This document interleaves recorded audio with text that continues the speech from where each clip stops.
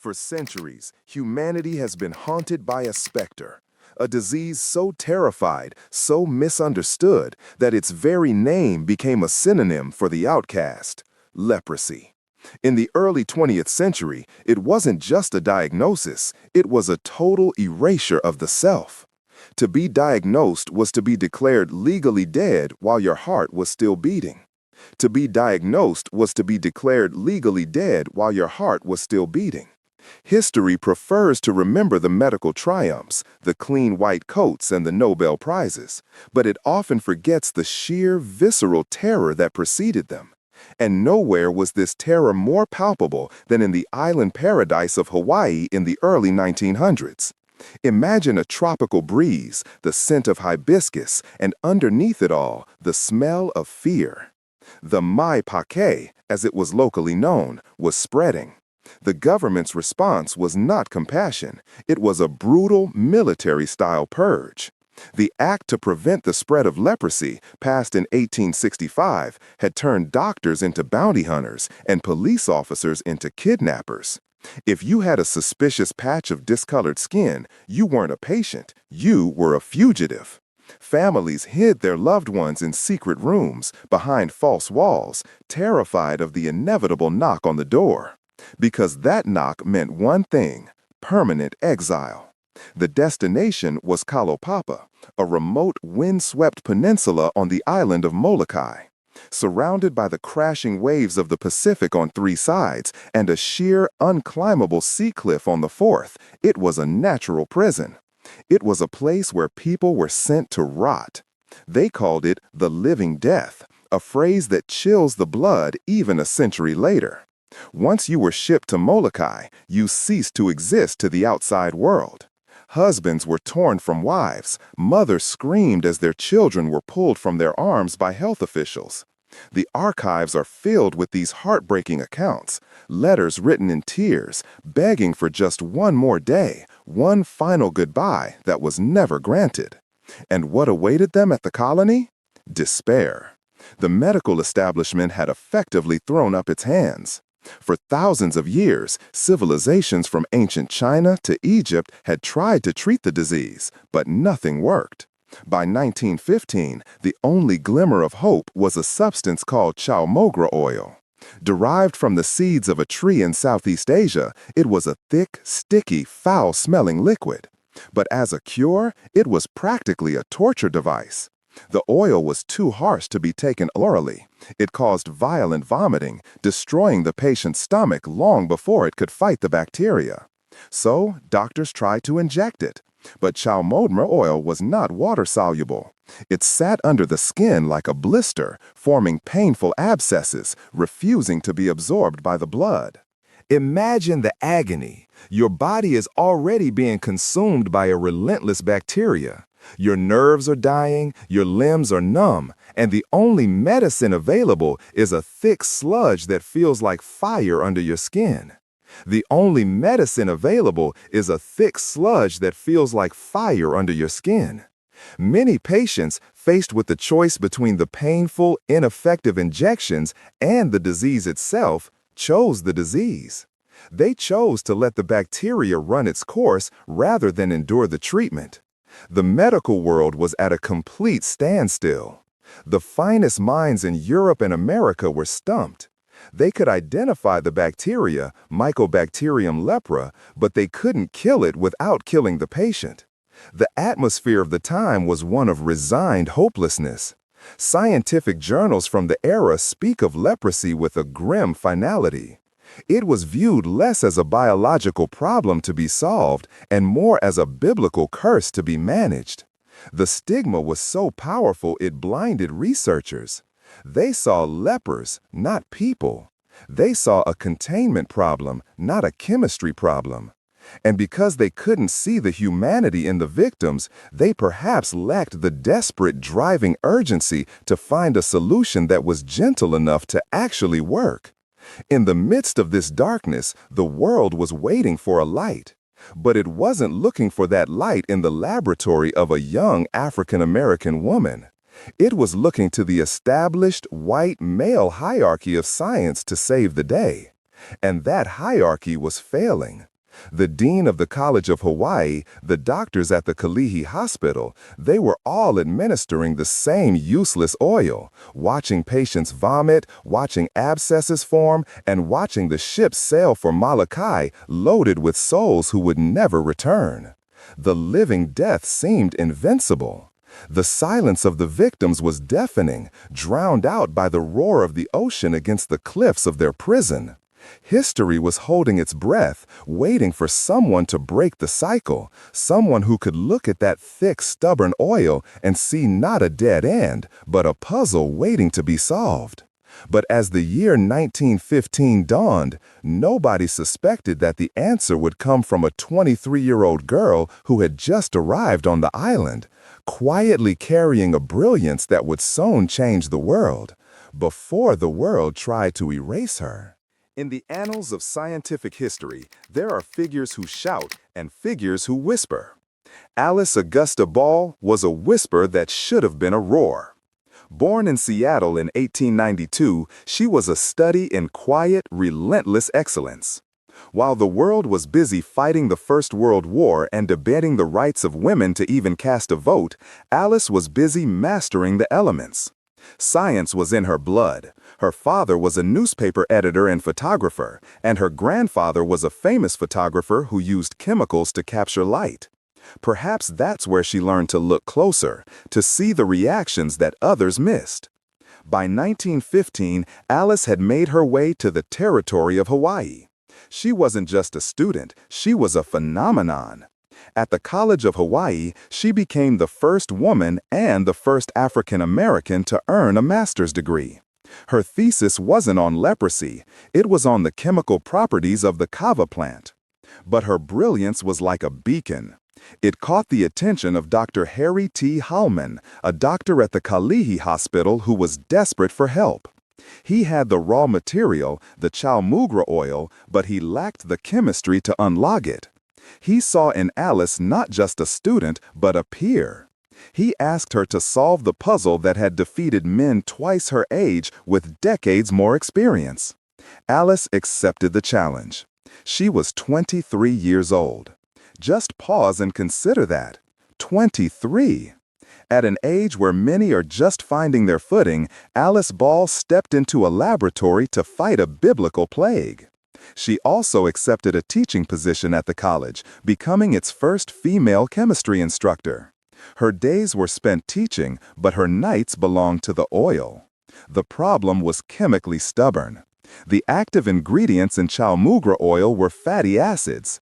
In their natural state, they were too thick to inject and too harsh to ingest.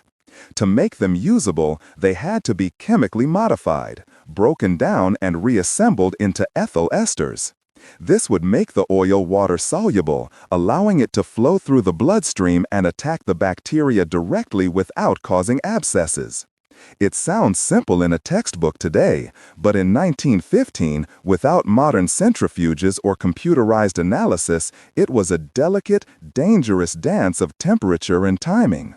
We have to reconstruct the scene because her own notebooks were stolen, but we can imagine the College of Hawaii chemistry lab. Late at night, the air heavy with the smell of chemicals and the humidity of the islands. Alice, alone, surrounded by beakers and burners. She wasn't just mixing fluids, she was fighting time. Every day she worked was a day another patient might be shipped to Molokai. She developed a process of isolating the ethyl esters, freezing the fatty acids to separate them, a method that required precise thermal control. We have to reconstruct the scene because her own notebooks were stolen, but we can imagine the College of Hawaii chemistry lab. Late at night, the air heavy with the smell of chemicals and the humidity of the islands. Alice, alone, surrounded by beakers and burners. She wasn't just mixing fluids, she was fighting time. Every day she worked was a day another patient might be shipped to Molokai. She developed a process of isolating the ethyl esters, freezing the fatty acids to separate them, a method that required precise thermal control. She wasn't guessing, she was engineering a molecule. And then the breakthrough. The liquid in the vial was no longer a sludge. It was clear. It was fluid. It was the answer. Alice had successfully created the first injectable, absorbable form of chalmagra oil. It was elegant, effective, and chemically sound. Dr. Hallman was ecstatic. They began treating patients at the Kalihi Hospital. The results were nothing short of miraculous.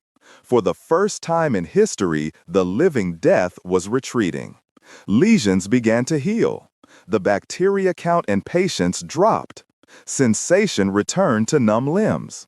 But the most profound impact wasn't medical. It was social. Patients who had been condemned to exile were told they could go home. Imagine the scene. Families reunited, mothers holding the children they thought they had lost forever. The fear that had gripped the islands began to loosen its hold. It wasn't a total cure for everyone, but it was the first effective treatment the world had ever seen. It was the Ball method. Alice Ball had done the impossible. She had taken a medieval torture and turned it into modern medicine. She stood on the precipice of global fame. She had saved thousands from a life of isolation. She was a young, black woman in a field dominated by white men, and she had outshined them all. But she didn't do it for the glory. She did it for the chemistry, and she did it for the people rotting on Molokai. She was the alchemist of hope. But the tragedy of Alice Ball is that her greatest triumph coincided with her end. The work was grueling, and the conditions in the lab were hazardous. We don't know the exact details, but the fumes, the long hours, the exposure, it all took a toll. She had unlocked the secret of the oil, but she wouldn't live to see the ships stop sailing to Molokai. She wouldn't live to see her name in the medical journals. She had handed the world a miracle, and in the shadow of that miracle, a thief was already waiting. The man who was supposed to be her mentor, her protector, the president of the college, Arthur Dean, was watching. And as Alice's light began to fade, his ambition began to rise. The year 1916 should have been the year Alice Ball was celebrated as a savior. Instead, it became the year she was silenced. On December 31, 1916, Alice died. She was only 24. The official cause of death is often debated. Some certificates say tuberculosis, but reports from the time strongly suggest chlorine gas poisoning from a lab accident during her classes. She gave her life for her work in the most literal sense. She died before she could publish her findings. She left behind her treated patients, her grieving family, and her laboratory notebooks, filled with the meticulous recipes for the cure. This is where the story shifts from tragedy to outrage. This is where Arthur Dean enters the frame, not as a mourning colleague, but as an opportunist. Arthur Dean was the president of the College of Hawaii. He was a chemist, yes, but he had not solved the chalmugra problem. Alice had. But Alice was dead, and dead women don't defend their patents. Dead women don't give interviews. Almost immediately after her funeral, Dean took possession of her notebooks. He didn't archive them. He didn't publish them under her name. He used them. He began producing large quantities of the injectable oil using the exact method Alice had perfected. But when he presented this breakthrough to the medical community, a crucial detail was missing: Alice Ball. Dean published papers describing the method. He accepted accolades. He allowed the treatment to be named the Dean method. For decades, medical textbooks credited Arthur Dean with solving the leprosy crisis. He built his reputation on the grave of a 24-year-old prodigy. He was hailed as the savior of the lepers. He became a legend in Hawaii, a pillar of the academic community. Meanwhile, Alice Ball was reduced to a footnote, if she was mentioned at all. Her name was scrubbed from the history of the college she helped put on the map. It was a perfect crime of intellect. It relied on the prejudices of the day. Who would believe that a young black woman had outsmarted the president of the university? It was easier, more comfortable for the establishment to believe the hero was a white male authority figure. The Dean method became the standard treatment for leprosy worldwide until sulfone drugs were introduced in the 1940s. For nearly 30 years, every person cured, every family reunited, owed their happiness to Alice Ball, but they thanked Arthur Dean. But truth has a way of surviving, even when it is buried under layers of ego and ink. In 1922, 6 years after Alice's death, Dr. Harry Hallman, the man who had originally recruited her, attempted to set the record straight. He published a paper in a medical journal where he explicitly credited Alice Ball, referring to the Ball method and detailing how Dean had merely continued her work. He tried to give her the voice she had lost. But the scientific community wasn't listening. Dean's narrative was too strong, his position too powerful. Hallman's correction was ignored, gathering dust in library archives for nearly 90 years. Alice Ball remained in the shadows for almost a century. It wasn't until the early 2000s that a retired university librarian and a few determined researchers began digging through the old files in Hawaii. They found the discrepancies. They found Hallman's 1922 paper. They pieced together the timeline and realized the magnitude of the theft. They realized that the Dean method was a lie. Finally, the University of Hawaii acknowledged the truth. In 2000, they placed a plaque on the chaotic, lonely tree of Chalmugra on campus, dedicated to Alice. In 2007, they posthumously awarded her the Medal of Distinction. But medals and plaques cannot undo 80 years of silence. They cannot give Alice back her life or the recognition she deserved while she breathed. We tell her story today not just to correct a textbook, but to confront a reality. How many other Alice Balls are there? How many discoveries were stolen? How many names erased because they didn't fit the image of a genius? Arthur Dean stole her work because he could. He banked on history forgetting her. But he was wrong. We remember. We remember that it wasn't a president in a suit who cured the living death. It was a 24-year-old woman in a lab coat, working through the night, driven by a brilliance that death could not extinguish and that theft could not hide forever. Her name was Alice Ball, and she is no longer a footnote.